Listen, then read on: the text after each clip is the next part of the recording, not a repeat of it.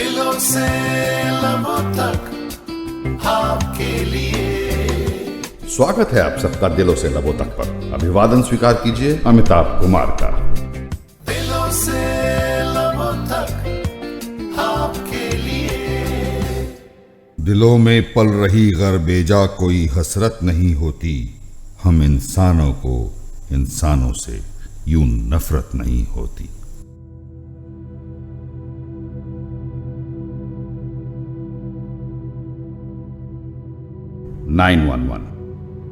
दोस्तों, ये शब्द सुनते ही जहन में एक ऐसी तस्वीर उभरती है जो हर तरफ द्वेष और विध्वंस दिखाती है ना?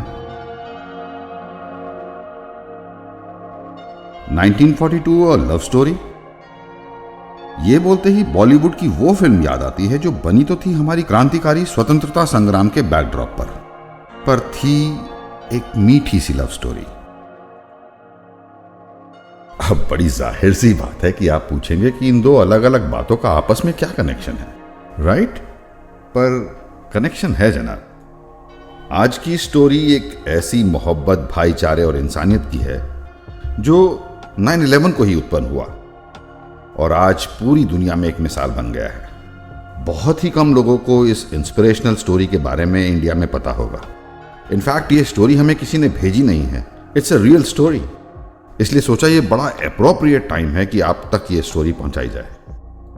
तो यहां आप लोगों से एक रिक्वेस्ट है कि प्लीज इस कहानी को पूरा जरूर सुनिएगा। मुझे विश्वास है कि आपके दृष्टिकोण में लोगों को देखने का और उनके साथ व्यवहार करने का एक बड़ा अंतर आएगा। आइए सुनते हैं आज की कहानी 9/11 अ लव स्टोरी। डेट सितंबर 11, 2002। Time 9:45 EST। Location somewhere over North Atlantic Ocean. Airplane से बाहर का नजारा बेहद खूबसूरत था और जैसा किसी भी सुखद हवाई सफर में होता है ठीक वैसा ही था। डेल्टा एयरलाइंस की फ्लाइट संख्या 15 फ्रैंकफर्ट से उड़ान भरकर न्यूयॉर्क जा रही थी। उस फ्लाइट में 218 यात्री और विमान चालकों के अलावा 7-8 फ्लाइट अटेंडेंट्स भी थे। It was flying at about 35,000 feet above the sea level and was sailing smoothly. सब कुछ एकदम सामान्य था। उड़ते हुए उसे तकरीबन 5 घंटे बीत चुके थे। तभी किसी ने पर्दा सरकाया और एक फ्लाइट अटेंडेंट को बोला, तुरंत कॉकपिट में जाकर कैप्टन से मिलो। उसे लगा यह भी कोई रूटीन एक्टिविटी की तरह पायलट की कोई रिक्वायरमेंट के लिए ही होगा। पर जैसे ही वो कॉकपिट के अंदर दाखिल हुई, उसे तुरंत महसूस हो गया कि सब कुछ सामान्य नहीं है। The pilots had all serious business looks on their faces. Captain ने उसे एक पर्चा थमाया जिस पे डेल्टा के मेन ऑफिस एटलांटा से एक संदेश था। All airways over the continental United States are closed to commercial air traffic. Land ASAP at the nearest airport. Advise your destination. America के एयरस्पेस की सारी कमर्शियल फ्लाइट्स को अचानक रोक दिया गया था। उनको हिदायत दी गई थी कि वो अपने निकटतम एयरपोर्ट पर फौरन लैंड करें। वहां मौजूद किसी ने भी एक शब्द तक नहीं बोला। सबको पता चल चुका था कि ये आपातकालीन स्थिति है। कैप्टन ने बताया कि नियरेस्ट एयरपोर्ट्स उनसे 400 माइल पीछे गैंडर, न्यूफाउंडलैंड, कनाडा में है। कैप्टन ने कैनेडियन एयर ट्रैफिक कंट्रोलर से रूट चेंज की परमिशन मांगी और उसे वो परमिशन तुरंत मिल भी गई। उन्होंने कुछ नहीं पूछा। हालांकि उनको बाद में पता चल गया कि why there wasn't any hesitation in approving their request. Flight attendants ने लैंडिंग की तैयारी शुरू कर दी कि तभी उनको अटलांटा से दूसरा संदेश प्राप्त हुआ जिसे पता चला कि कुछ टेररिस्ट एक्टिविटी हुई है न्यूयॉर्क में। फिर कुछ समय के बाद हाईजैकिंग के बारे में भी पता चला। क्रू ने डिसाइड किया कि वो पैसेंजर से झूठ बोलेंगे कि छोटी सी तकनीकी गड़बड़ी के चलते उनको नियरेस्ट एयरपोर्ट पर उतरकर उसको चेक कराना है और साथ ही उनको लैंड करने के बाद और जानकारी दी जाएगी। जाहिर है इससे पैसेंजर्स को झुंझलाहट हुई, पर यह कोई नई बात नहीं थी। तकरीबन 40 मिनट के बाद विमान गैंडर में लैंड हुआ। उस वक्त लोकल समय के अनुसार दोपहर के 12:30 बजे हुए थे। And there were already about 20 planes on the ground from all over the world that had taken this detour on their way to US. Captain ने विमान को रैंप पर पार्क करने के बाद अनाउंसमेंट किया, लेडीज एंड जेंटलमैन, आप ये सोचकर हैरान हो रहे होंगे कि क्या इन सभी विमानों में वही इंस्ट्रूमेंट प्रॉब्लम है जो हमें हुई है। असलियत में हम यहां किसी और वजह से हैं। फिर उन्होंने न्यूयॉर्क में स्थिति के बारे में थोड़ा सा बताया। पैसेंजर्स में हो की आवाजें सुनाई देने लगी और उनके चेहरों पर अविश्वास के भाव साफ देखने को मिले। कैप्टन ने उन्हें बताया कि गैंडर के ग्राउंड स्टाफ ने उन्हें वहीं खड़े रहने का निर्देश दिया है। अब कैनेडियन गवर्नमेंट सिचुएशन की इंचार्ज थी और किसी को प्लेन से उतरने की अनुमति नहीं थी और ना ही कोई ग्राउंड स्टाफ में से उनके नजदीक आ जा सकता था। सिर्फ एयरपोर्ट पुलिस एक एक करके सभी प्लेन्स को चेक करेगी और वापस लौट जाएगी, देखेगी कि सब ठीक है या नहीं। अगले तकरीबन 1 घंटे में और कई सारे प्लेन्स लैंड किए वहां पर। अब तक 52 प्लेन्स हो गए थे, जिसमें से 27 तो यूएस कमर्शियल जेट्स थे। इसी दौरान कुछ खबरें छन छन के यहां वहां से आने लगी थी और पहली बार उनको यह पता चला कि airplanes were phloem into the world trade centre in New York and into the pentagon TC. सब लोग अपने अपने सेलफोन इस्तेमाल करने की कोशिश कर रहे थे, पर कोई कनेक्ट नहीं कर पा रहा था क्योंकि यूएस जाने वाली सारी लाइनें या तो ब्लॉक थीं या जैम कर दी गई थी। शाम होते होते लोगों को यह पता चल चुका था कि वर्ल्ड ट्रेड सेंटर के दोनों टावर्स जमींदोज हो चुके हैं and the 4th hijack plane has crashed.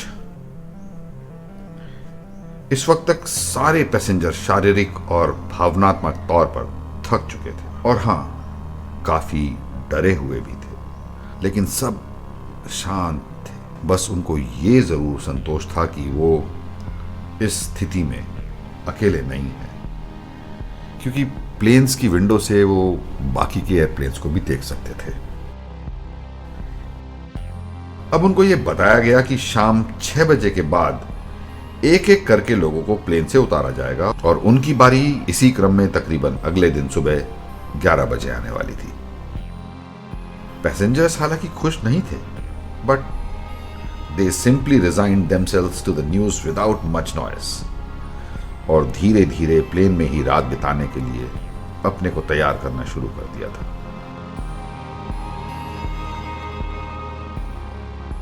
Gander authorities ने उनको टॉयलेट सर्विसेज, पानी और अगर कोई जरूरत पड़े तो मेडिकल सर्विसेज का आश्वासन दिया था, पर फॉर्चुनेटली उस प्लेन में कोई मेडिकल इमरजेंसी नहीं थी। हाँ, एक लेडी 33 वीक्स प्रेग्नेंट जरूर थी। वो रात किसी तरह से बीत गई, हालांकि sleeping was very uncomfortable.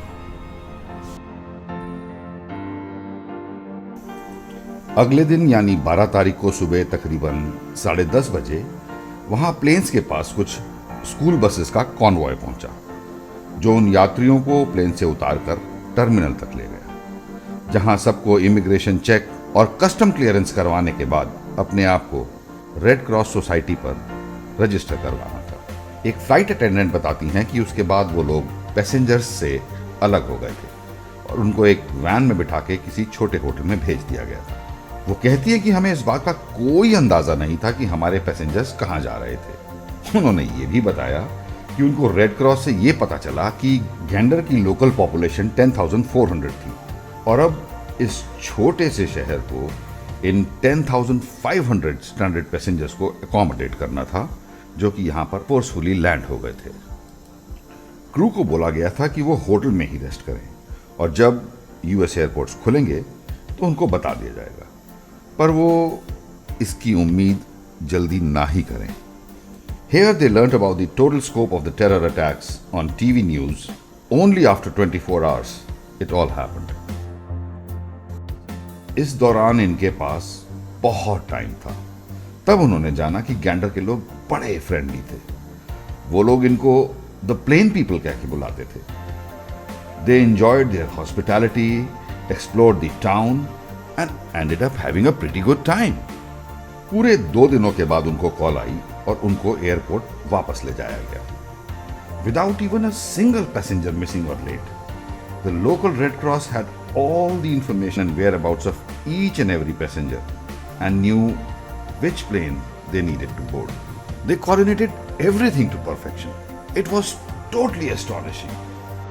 Plane पर आकर उनकी सभी पैसेंजर से फिर से मुलाकात हुई और ये पता चला कि उन्होंने इन 2 दिनों में क्या क्या किया। And now what they found out was simply incredible.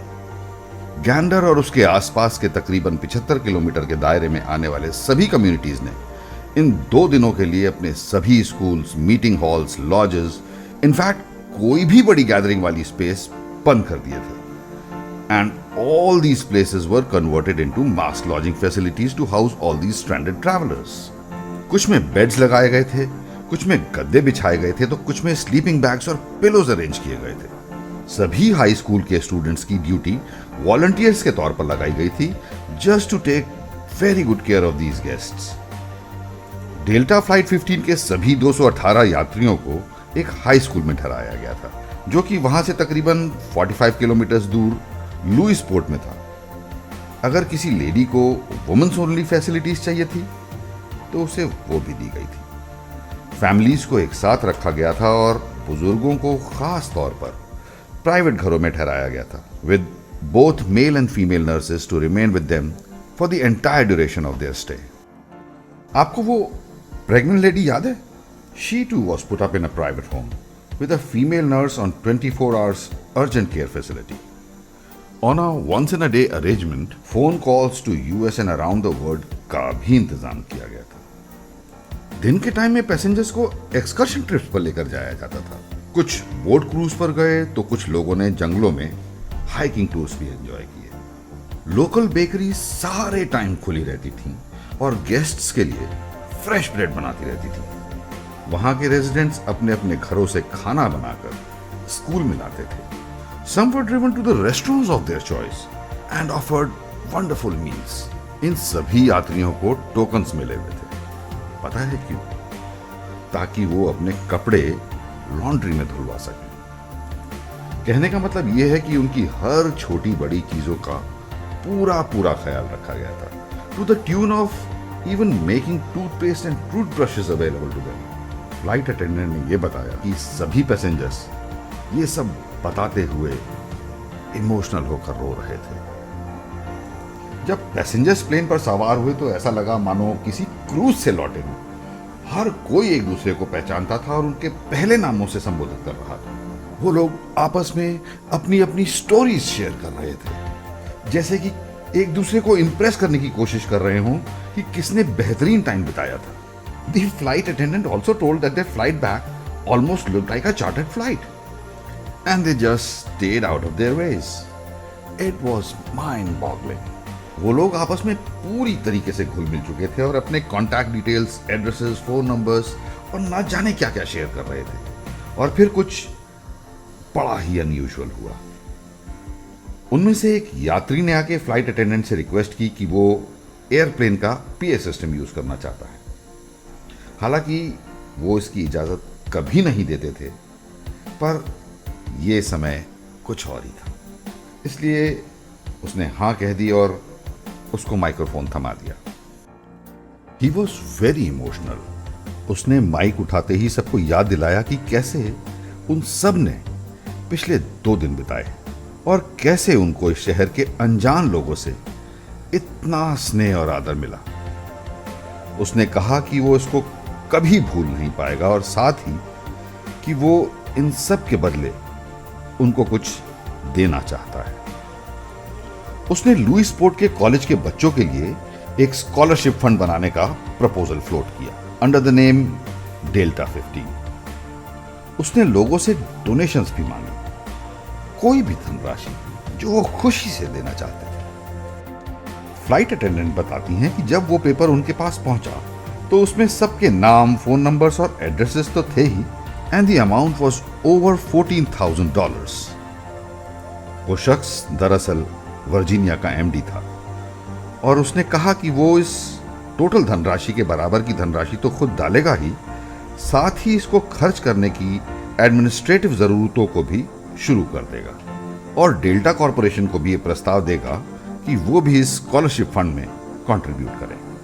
And let me tell you, जब तक इस फ्लाइट अटेंडेंट ने ये कहानी लिखी थी तब तक ये धनराशि $1.5 मिलियन की हो चुकी थी और इससे 134 स्टूडेंट लाभ उठा भी चुके थे।